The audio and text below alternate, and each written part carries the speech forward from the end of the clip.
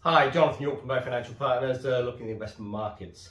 Really, SVB and the sort of bank failure in the US really dominating markets at present.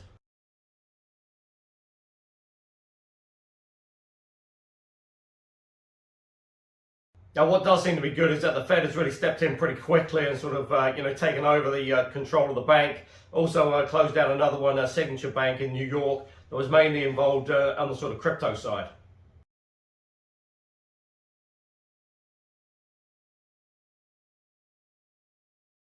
SVB did a lot of sort of lending to sort of tech startups in Silicon Valley, etc. And it's really sort of quite interesting to see how it's going to transpire now over the next sort of 3 to 6 weeks.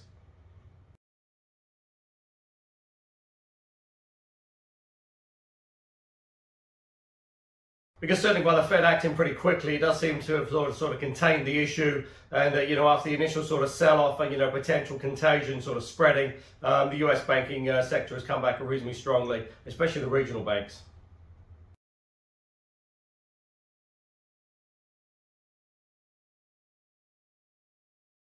What it has done is potentially sort of a bit of a spanner in the works for the Fed now. Will they still look to increase rates at the next meeting?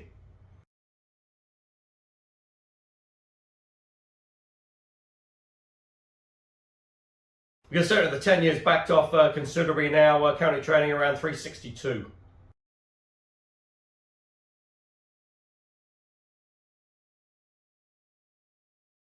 But really the 2 year, which is a lot more interest rate sensitive, that's backed off from above 5% to currently around sort of 426.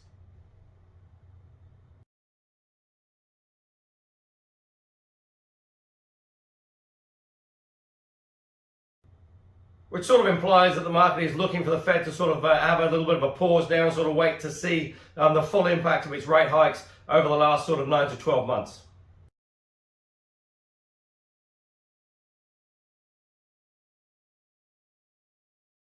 Because certainly inflation does appear to be sort of on the sort of downward path. Latest CPI data was came in pretty much in line at around 6% year on year.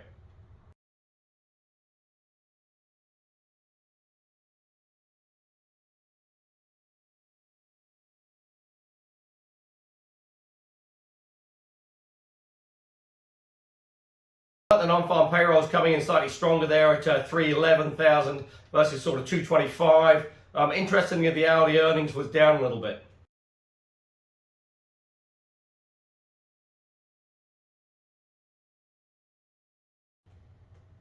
Which again is all further good news on the inflation front.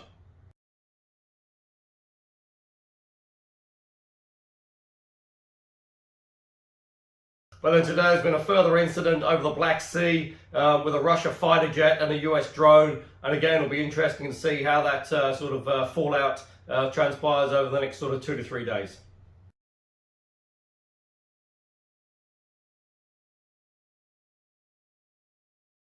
Now, oil certainly backed off considerably. That's back closer now to sort of $71 a barrel.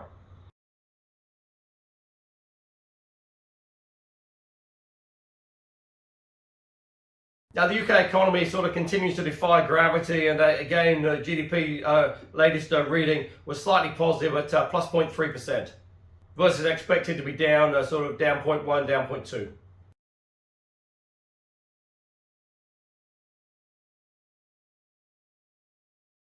As well in the UK, HSBC has stepped in to take up the UK arm of SVB, took over that sort of issues and all its liabilities for £1.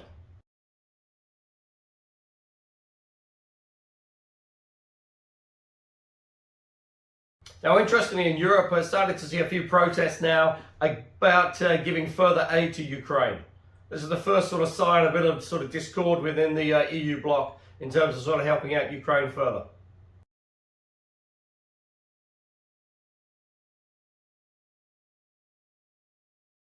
Obviously, that conflict has now dragged on past the sort of 12 months. Supposedly it was a special military operation by Russia that was going to last sort of 1 to 2 weeks maximum.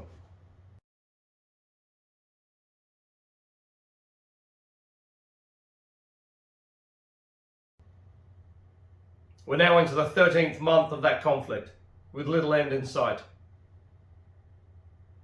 And Putin's really backed himself into a corner. It's hard to see how he comes out of this with any credibility and trying to sort of save face.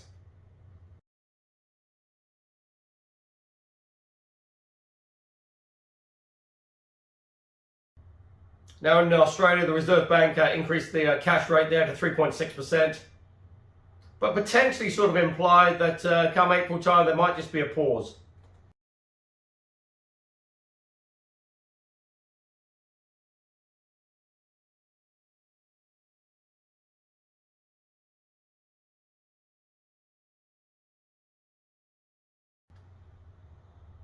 And certainly the central bank in Australia has been a lot more sort of conservative in terms of its rate hikes, and really does need to see the full impact of the rate hikes going forward over the next sort of 2 to 3 months.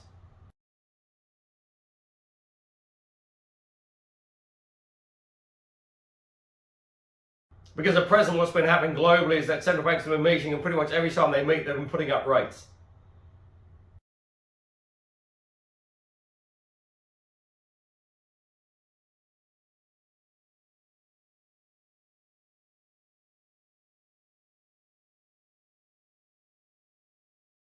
Now clearly that was their fight against inflation, but really you need to see the implication of the rate hikes, which can take around sort of 6 to 9 months to filter through the economy.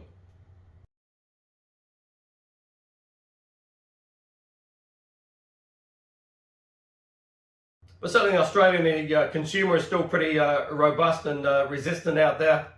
Retail sales for January came in at 1.9 versus the expected 1.5.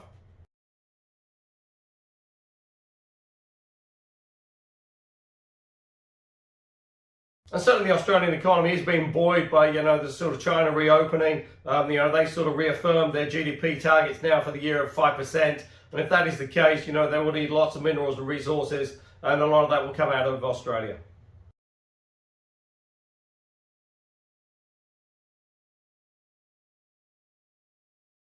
Now here in New Zealand, sort of 4 weeks on from sort of the cyclone and the sort of flooding, still sort of getting to terms and grips with the sort of clean-up process. Still certain areas are without power and without fresh drinking water.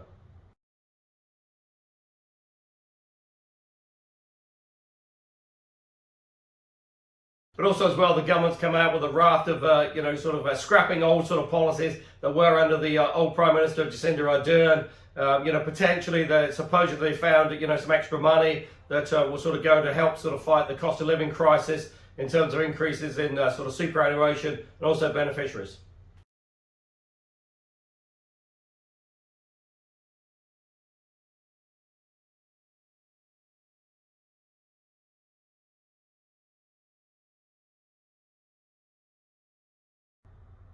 But no talk of any relief for taxpayers.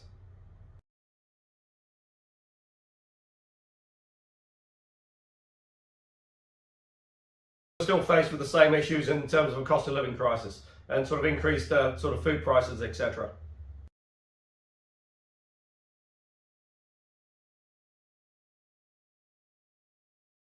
What is also interesting as well is the latest opinion poll. Labor's come back really pretty strongly, and potentially on those sort of numbers, a Green Labour Māori coalition could then have enough seats just to govern.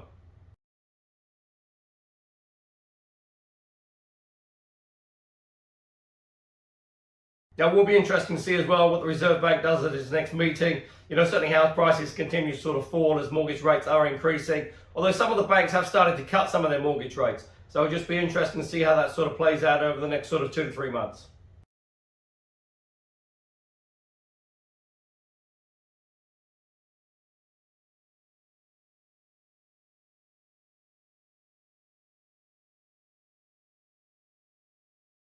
Because despite the weather, tourists are here in New Zealand and spending money, and that's obviously good for the New Zealand economy.